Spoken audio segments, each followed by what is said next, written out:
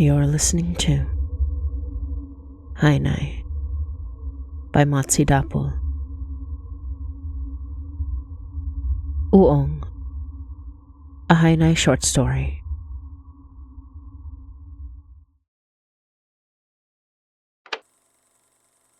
There's nothing I fear more than loneliness. Too often I was left alone at home when I was a child, by a father who loved me far more than he was around me, whose tiredness was so constant that most of the quality time I spent with him was when I tucked myself under his arm after he collapsed into bed after work, but only after he made sure I was fed. Only after he made sure I had everything I needed for the next school day. He always wanted to talk to me at dinner, but I don't think he could ever listen. His eyes staring into the middle distance while he asked about my day, and didn't seem to hear my answers, judging from his slow, mismatched responses. I loved him so much. I know he knew that. But I was lonely. Lonelier when he didn't come home one night. And I found out later that he fell asleep at the wheel and never woke up. My aunt, his sister, brought me to their childhood home and had him buried under the trees behind the yard. Said he loved it there when he was a kid. Said he told her once he wanted to be buried there years ago, though he probably didn't think he'd end up there so early. My aunt was nice, but she wasn't really the parenting type. She was always honest with me, and she told me that she didn't want to keep me. I spent a few months with her in that house, since she didn't have space in her apartment in the city. It was a quiet place, flanked by a forest and a nearby mountain. The house was gorgeous, enormous, and homey, but the only neighbors we had were two houses across the street with no kids I could play with, and old people that were comfortably isolated, sort of quiet, well-behaved 10 years old. I spent most days playing by myself. My favorite game was adventuring in the backyard, talking to myself and making up stories about finding a dark wizard, or beating space pirates, or having an expedition to the North Pole where alien dinosaurs lived. Probably just an act of imagination, but when I talked to myself, like I was talking to my fantasy adventuring party, or pirate crew, the good kind, of course, or my expedition team, I could hear every single one of their voices in my head, clear as day. It made things feel less lonely.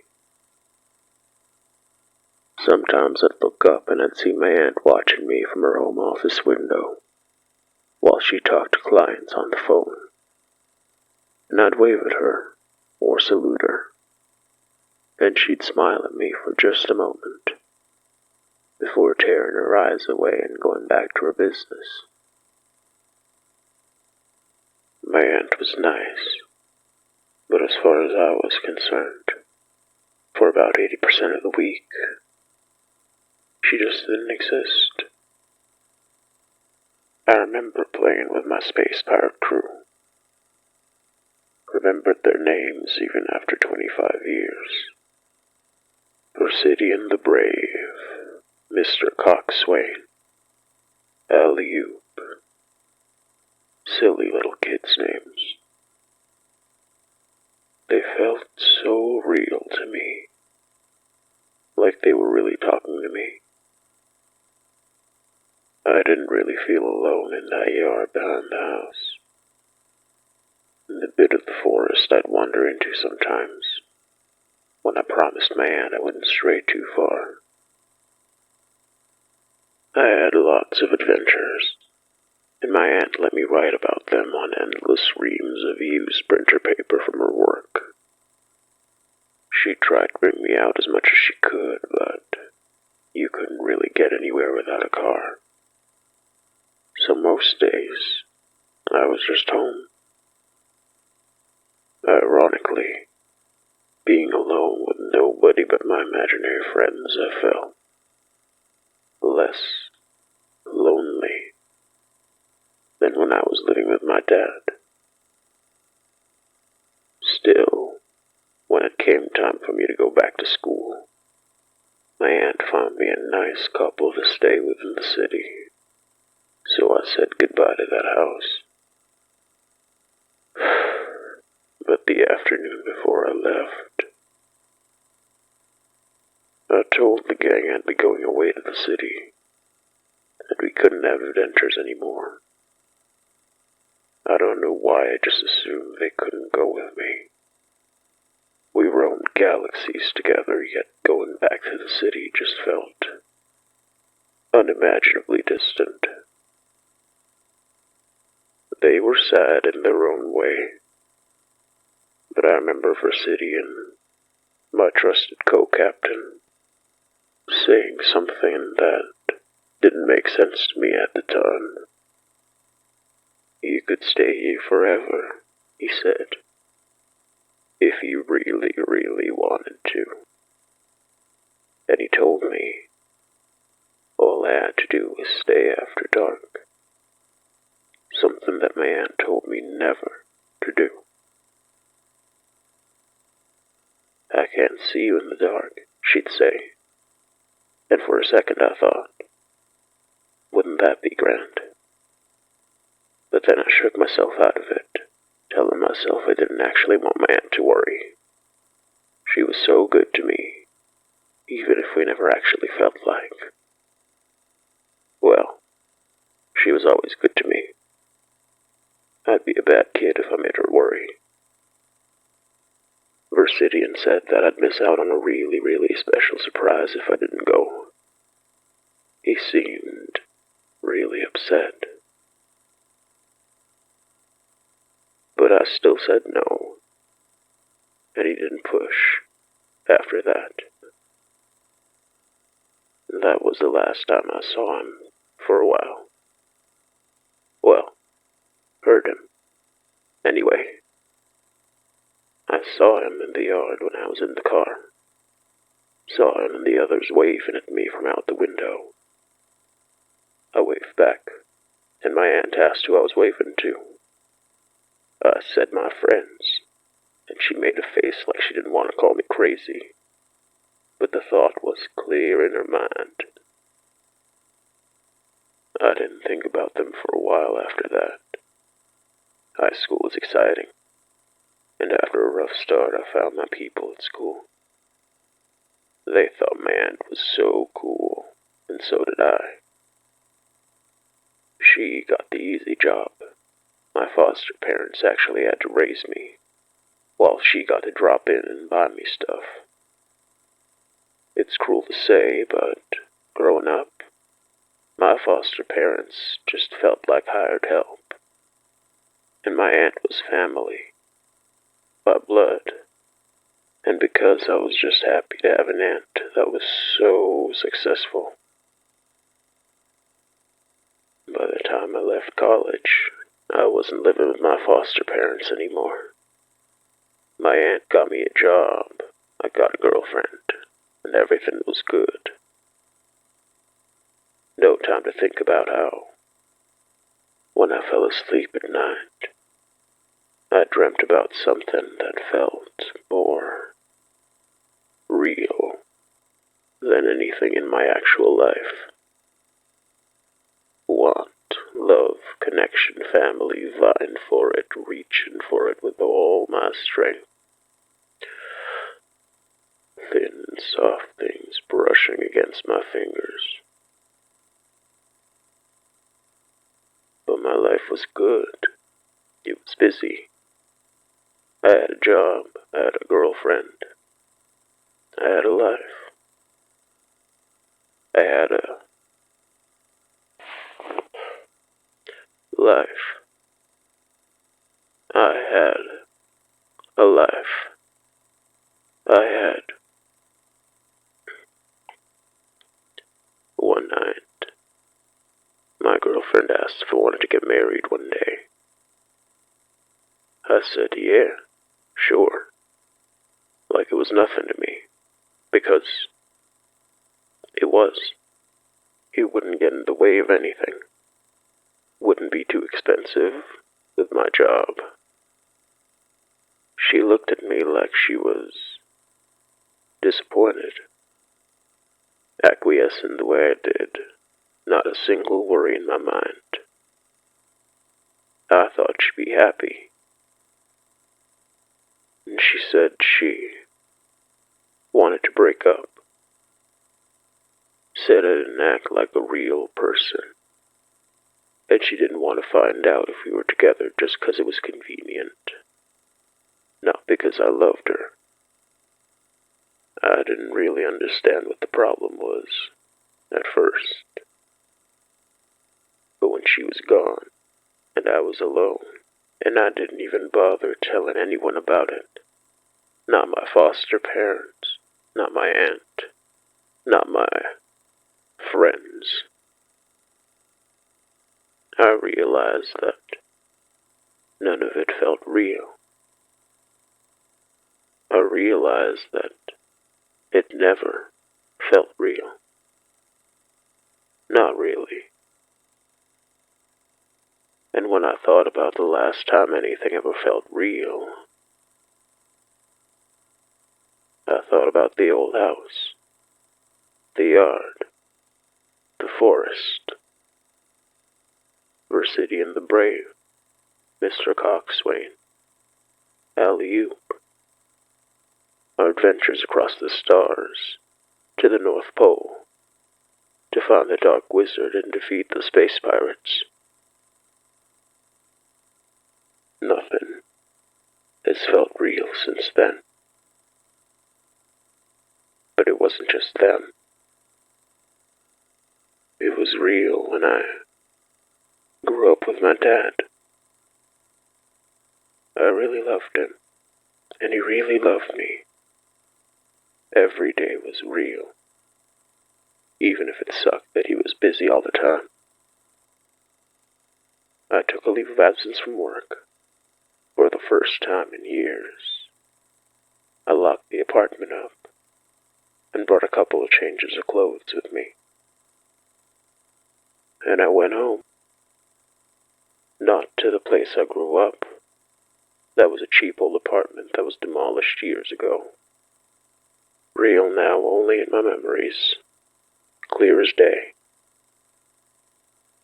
But in my dad's childhood home, my aunt's, the place my dad was buried. I went back there. Didn't tell my aunt. Didn't tell anyone. Didn't answer texts, calls, emails. Walked down to the yard and there he was. Standing there. In the shade. He was real. I knew he was real. Even if that shouldn't have made sense.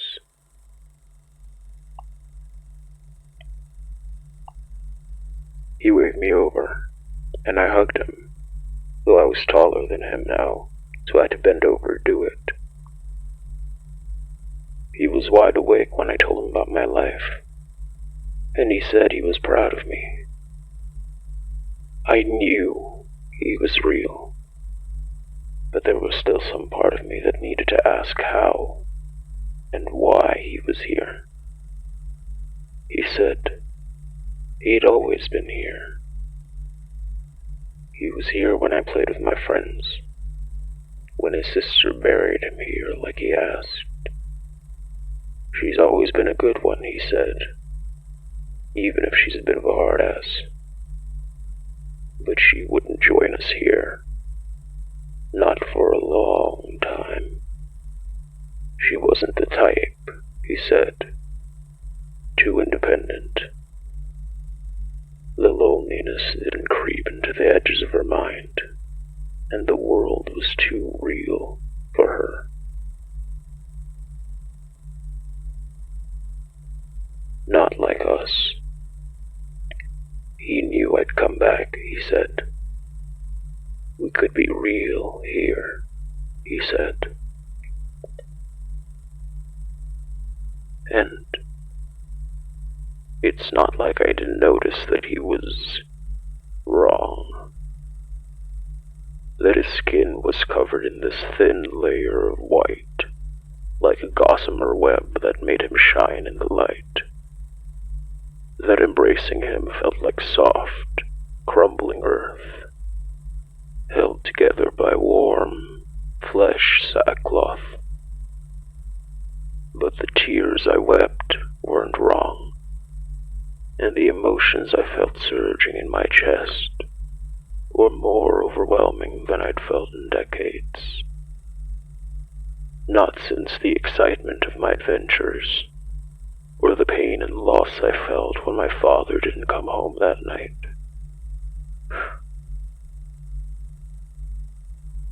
When I looked over her shoulder through my tears, I saw them, colorful, in the dark.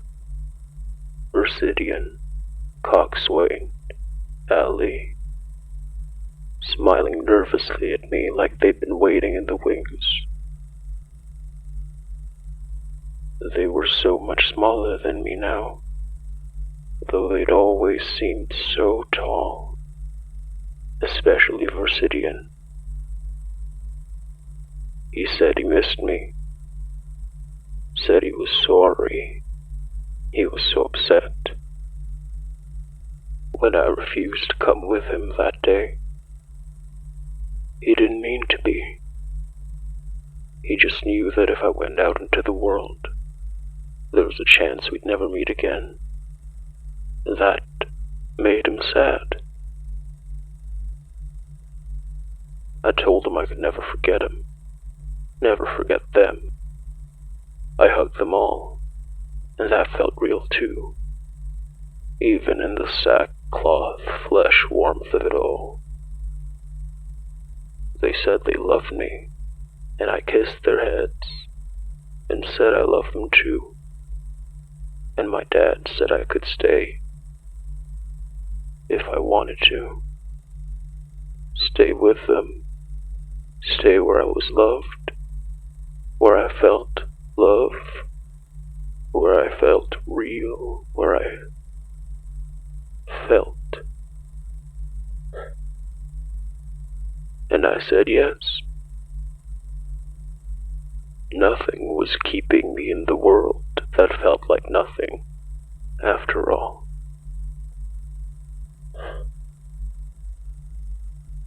Except, well, I felt bad for my aunt. We'd never been that kind of family that hugged or kissed or talked about her feelings. My aunt never yearned for things. She only ever went for them, achieved them, bought them, seized life by the horns and all that. She was always so clear-eyed about what she wanted.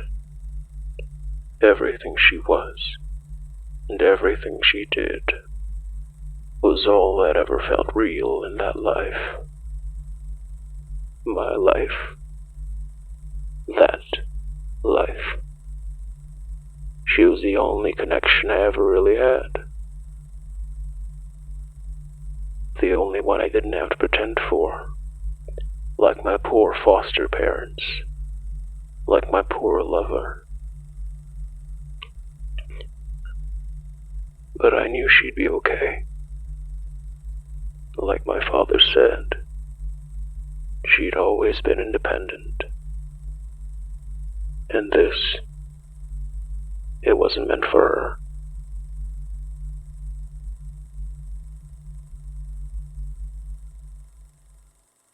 A week later, she came looking for me in that house, found my car parked in the driveway, walked through the halls, calling my name. She eventually ended up back in her home office, pacing back and forth, ringing my cell and wondering why I wouldn't answer. Then she looked out the window, the same window she'd watched me from when I was a kid. She stopped pacing then. I waved at her from the shadows of the trees, just like I did back then. She didn't smile this time, but she didn't run either. Didn't leave her spot. Like she knew that the moment she looked away, I'd be gone.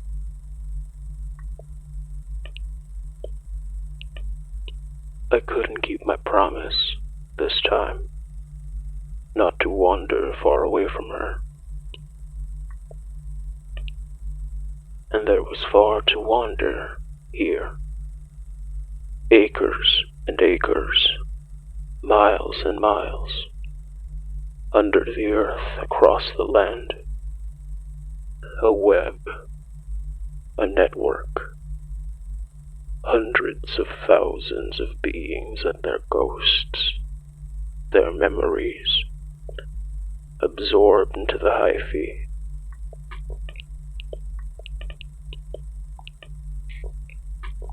Death and life and nutrients and love and connection unending, taking every form and shape from every memory every living being could conjure, waiting patiently for those like me to join it beneath the earth. A singular, loving, titanic God, housing millions of memories across thousands of years. A collective of comforting presences, waiting to embrace those for whom life is empty, ensuring they'd never be lonely again.